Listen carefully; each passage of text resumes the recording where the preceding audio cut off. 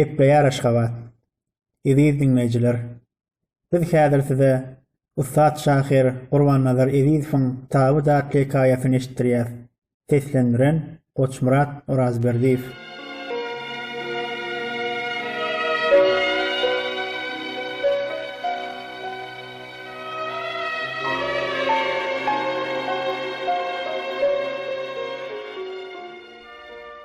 Meniň atam bardy. Atamyň tabydy. Onuň haçan nähili sebäpleri görä tabyt ýasadyny bilemok. Ýöne men atamyň tabydynyň bardygyny bilýärdim.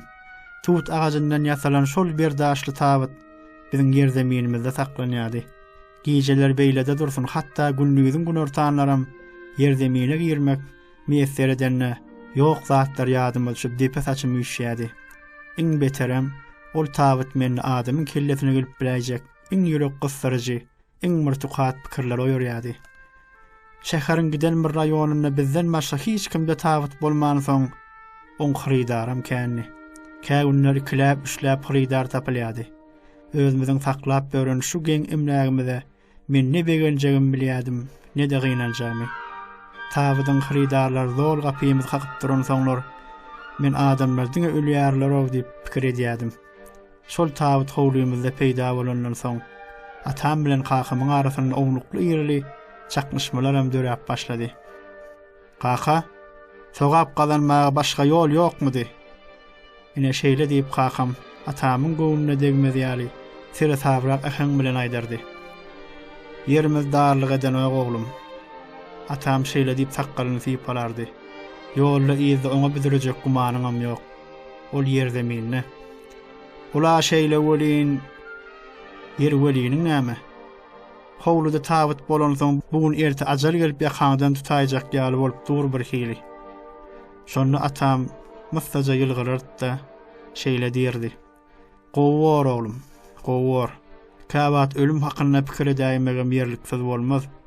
Onu soňam özüň bilýäňa. Bu jele gaýda hiç kimde tabyt ýok ahyryn. Gurrun şoňa gelenle gutarardy.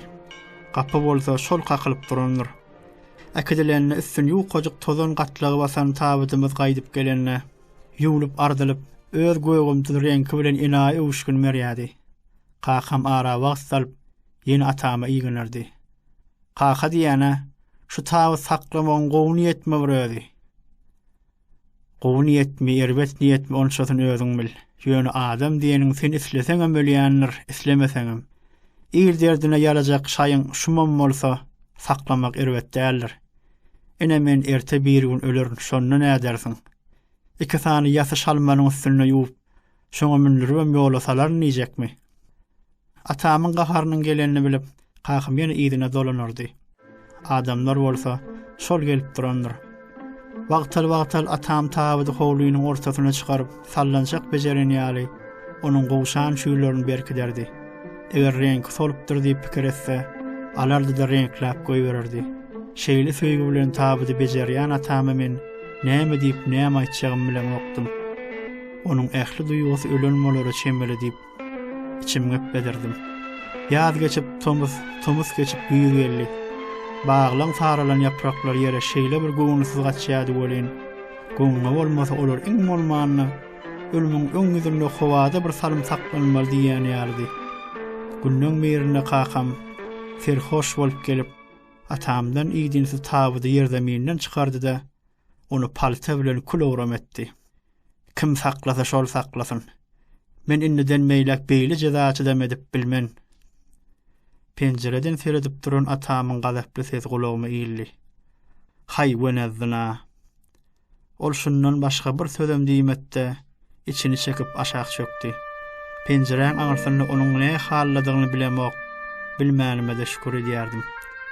Güýz paslynyň ýerginsiz ýagyşy ýaly tabyt gereklerem şol gapyny kakyp durýardylar.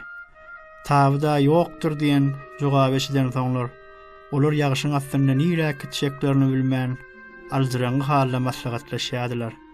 Ay bula bolmady diýişip diýrenýärdiler. Şeýle ýagdaý bolan soň atam ahmyrdan hem gynanşdan ýaňa müzderip galýady.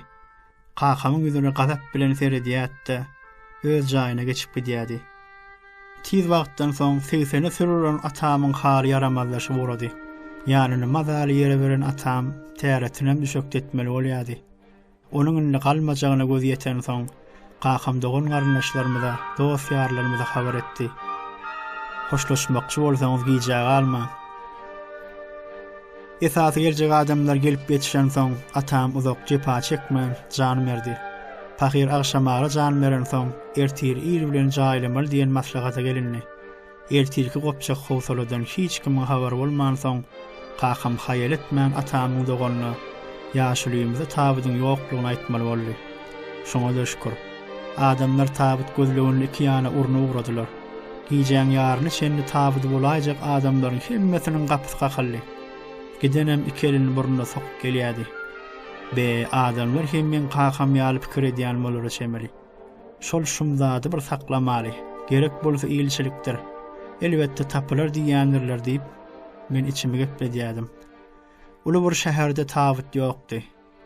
Ahyrdan saz berenne bir ýaş adam gapymyzyň agzyndan ulagyny duruzdy da howla gyrdy. Bir kysany adam çyksyn haw. Howla renk faralan çagşap giden tabydy sallylar. Iýilçilikde şoňa da şükür. Gün guşluk bolany atamy tabydy minirip ýola düşdük.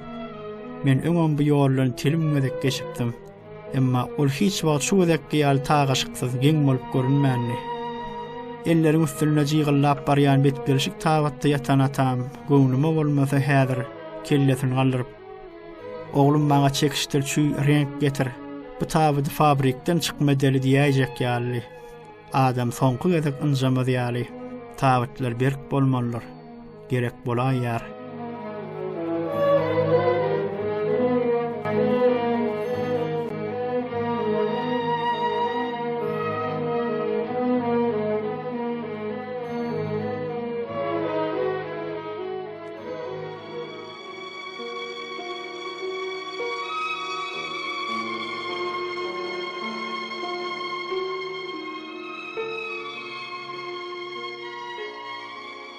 Ediz illeşler, mehruban watandaşlar, siz Ustad Şahir Gurbannalar Edizowyň taby datly hikaýasyny dinlediňiz. Hikaýany okan Goçmurat Orazberdiýew.